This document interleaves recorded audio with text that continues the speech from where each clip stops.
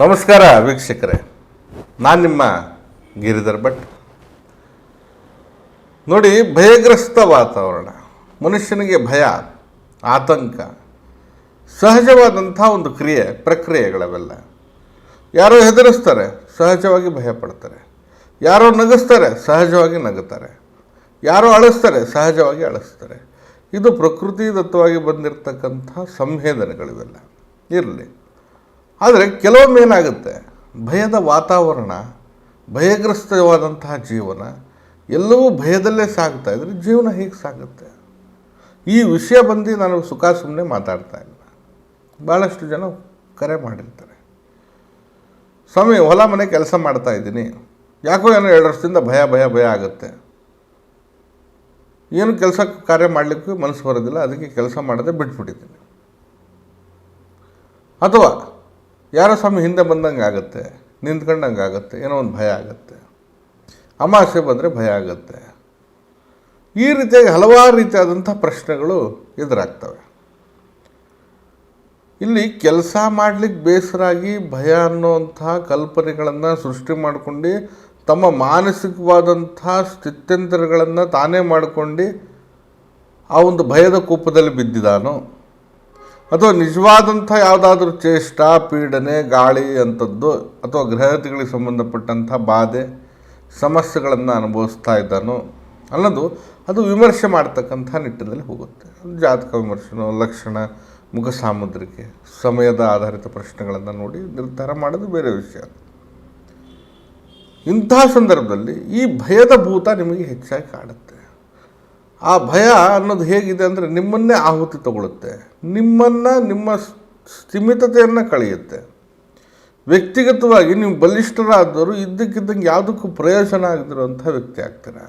ನಿಜವಾಗಿಯೂ ನಿಮಗೆ ಭಯದ ವಾತಾವರಣ ಕಾಡ್ತಾ ಇದ್ದರೆ ಸ್ವತಃ ತಮ್ಮ ಮನೆಯಲ್ಲೇ ನಿಮ್ಮ ಮೇಲೆ ಆಪಾದನೆ ಬರುತ್ತೆ. ಕೆಲಸ ಮಾಡೋಕ್ಕೆ ಬೇಸರ ಅಂತ ಹೇಳ್ಬಿಟ್ಟು ಭಯ ಏನೇನೋ ಸೃಷ್ಟಿ ಮಾಡ್ತಾ ಇದ್ದಾನೆ ಅಂತ ಹೇಳ್ತಾರೆ. ಇನ್ನೂ ಕೆಲವೊಮ್ಮೆ ಏನಾಗುತ್ತೆ, ಈ ಎಲ್ಲ ರೀತಿಯಾದಂಥ ಒಂದು ಸಂಕಷ್ಟಗಳನ್ನು ಹೇಳ್ಕೊಳ್ಳಿಕ್ಕಾಗಲ್ಲ. ದೌರ್ಬಲ್ಯ ಅಥವಾ ಭಯದ ಒಂದು ದೌರ್ಜನ್ಯ, ಮಾನಸಿಕವಾದಂಥ ದೌರ್ಬಲ್ಯನೂ ಕೂಡ ಇರ್ಬೋದು, ಭಯದ ದೌರ್ಜನ್ಯ ಕೂಡ ಇರ್ಬೋದು. ಇವೆಲ್ಲ ಸೇರಿ ನಿಮಗೆ ಒಂದು ರೀತಿಯಲ್ಲಿ ಭಯದ ಭೂತ ಕಾಡುತ್ತೆ. ಭಯ ನಿಮ್ಮನ್ನು ಅಲುಗಾಡಿಸುತ್ತೆ, ಭಯ ನಿಮ್ಮನ್ನು ಆಹುತಿ ತೆಗೆದುಕೊಳ್ಳುತ್ತೆ. ಭಯದಿಂದ ಜೀವನ ಅನ್ನೋದನ್ನ ಸಾಗಿಸುವಂಥ ಒಂದು ಪರಿಸ್ಥಿತಿ ಬರುತ್ತೆ. ಮಹಾಕವಿ ಕುವೆಂಪುರವರು ಒಂದು ಮಾತು ಹೇಳ್ತಾರೆ, ಆನಂದಮಯ ಈ ಜಗಹೃದಯ ಏತಕ್ಕೆ ಭಯ ಮಾಡು. ಈ ಜಗತ್ತೇ ಒಂದು ಆನಂದವಾಗಿದೆ, ಅಂಥ ಜಗತ್ತಿನಲ್ಲಿ ಏನಕ್ಕೆ ಭಯ ಎಂಬುದಾಗಿ. ಸೂರ್ಯೋದಯ ಚಂದ್ರೋದಯ ದೇವರ ದಯ ಕಾಣು ಅಂತ. ಅಂದರೆ ಈ ಸೂರ್ಯೋದಯ ಚಂದ್ರೋದಯ ಕಣ್ಣು ಕಾಣತಕ್ಕಂಥ ಒಂದು ಲೀಲೆ. ಅದು ಆ ಪ್ರಪಂಚದಲ್ಲಿ ನಾವು ಬಂದಿದ್ದೀವಿ ಅಂದರೆ ಅದನ್ನು ಆಸ್ವಾದಿಸಬೇಕು, ಅನುಭವಿಸಬೇಕು, ಆನಂದದಿಂದ ನೋಡಬೇಕು, ಭಯದಿಂದಲ್ಲ. ಸುಮ್ಮನೆ ಒತ್ತಡಗಳನ್ನು ತೆಗೆದುಕೊಂಡು ಯಾವುದೋ ಒಂದು ವಿಚಾರ, ಯಾವುದೋ ಒಂದು ವಿಷಯವನ್ನು ತೆಗೆದುಕೊಂಡು ಎಲ್ಲೋ ಒಂದು ಭಯ ಪಡ್ತಾ ನಿಮ್ಮ ಜೀವನವನ್ನು ನೀವು ಹಾಳು ಮಾಡ್ಕೊಳ್ತಾ ಇದ್ದರೆ ಅದು ಅಷ್ಟು ಸಮಂಜಸ ಅಲ್ಲ, ಸರಿಯಲ್ಲ, ಅದು ಅಷ್ಟು ನಿಖರತೆನೂ ಅಲ್ಲ. ಹಾಗಾಗಿ ಈ ಭಯದ ಭೂತ, ಈ ಭಯದ ಏನು ಒಂದು ವಿಷಯ ನಿಮ್ಮನ್ನು ಕಾಡ್ತಾ ಇದೆ, ನೋಯಿಸ್ತಾ ಇದೆ, ಕೆರಳಿಸ್ತಾ ಇದೆ, ಕೆಣಕ್ತಾ ಇದೆ, ಇದನ್ನು ತಡೆಗಟ್ಟಬೇಕು, ಇದನ್ನು ಬಗ್ಗಿ ಬಡಿಬೇಕು, ಓಡಿಸ್ಬೇಕು. ಅದನ್ನು ತೊಲಗಿಸುವಂತಹ ಒಂದು ಸರಳ ಪರಿಹಾರವನ್ನು ನಾನು ನಿಮಗೆ ಹೇಳ್ತಾ ಇದ್ದೀನಿ. ಕೆಲವೊಬ್ಬರಿಗೆ ಈ ವಿಷಯ ಏನಂತಂದರೆ, ಈ ಭಯ ಏನೋ ಒಂದು ರೀತಿಯಲ್ಲಿ ಹೇಳ್ತಾ ಇದ್ದಾರೆ ಅನ್ನೋ ರೀತಿ, ಕೆಲವೊಬ್ಬರು ಅನುಭವಿಸ್ತಾ ಇದ್ದಾರೆ, ಅಂಥವ್ರಿಗೆ ಇದು ಮಾಹಿತಿ. ಇದು ನೋಡಿ, ನಿಮಗೆ ನಿಜವಾಗ್ಲೂ ಭಯದ ವಾತಾವರಣ ಇದೆ, ಭಯಗ್ರಸ್ತರಾಗಿದ್ದೀರಾ, ಏನೋ ಒಂದು ರೀತಿಯಲ್ಲಿ ಭಯ ಕಾಡ್ತಾ ಇದೆ, ಧೈರ್ಯ ಅನ್ನೋದು ಕುಂದಿದೆ. ಹೀಗೆ ಮಾಡಿ, ನೀರಿರ್ತಕ್ಕಂಥ ಒಂದು ತೆಂಗಿನಕಾಯಿ ತೆಗೆದುಕೊಳ್ಳಿ, ಅಂದರೆ ಚೆನ್ನಾಗಿರೋ ತೆಂಗಿನಕಾಯಿ ತೆಗೆದುಕೊಳ್ಳಿ. 21 ಬಾರಿ ನಿಮ್ಮ ಮೇಲ್ಭಾಗದಿಂದ ಕೆಳಭಾಗದ ವರೆಗೂ ನಿವಾರಿಸಿ, ಅಂದರೆ ಅಡಿಯಿಂದ ಮುಡಿಗಂಟ, ಆ ಮುಡಿಯಿಂದ ಅಡಿಗಂಟ ನಿವಾರಿಸ್ತಾ ಹೋಗಿ. ನಂತರ ಇದನ್ನು ಬೆಂಕಿಗೆ ಆಹುತಿಯಾಗಿ ನಿಂತ್ಬಿಡಿ. ಸ್ವಲ್ಪ ಬೆಂಕಿ ಹಿಂಗೆ ಹಚ್ಚಿ ಅದರೊಳಗಡೆ ಆ ಒಂದು ತೆಂಗಿನಕಾಯನ್ನು ಹಾಕಿಬಿಡಿ.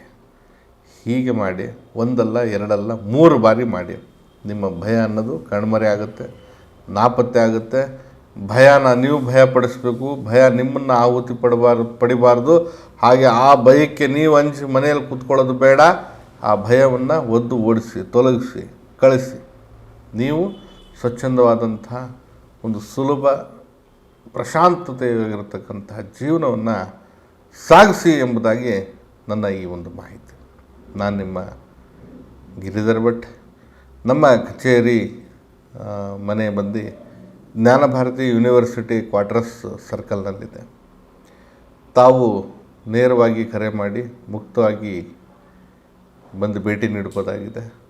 ಮೊದಲೇ ಸಮಯವನ್ನು ನಿಗದಿಪಡಿಸ್ಕೊಳ್ಳಿ. ಅಥವಾ ಬರಲಿಕ್ಕೆ ಸಾಧ್ಯ ಇಲ್ಲ, ದೂರದೂರವ್ರು ಇರ್ತೀರ, ಅಥವಾ ಏನೋ ನಿಮಗೊಂದು ತೊಂದರೆ ತಾಪತ್ರಯಗಳಿದ್ದರೆ ಈ ಕೆಳಗಡೆ ಕಾಣ್ತಾ ಇರ್ತಕ್ಕಂತಹ ನಂಬರಿಗೆ ಕರೆ ಮಾಡಿ ಮುಕ್ತವಾಗಿ ಸಮಾಲೋಚನೆ ಮಾಡಿ. ಎಲ್ರಿಗೂ ಶುಭವಾಗಲಿ. ನಮಸ್ಕಾರ.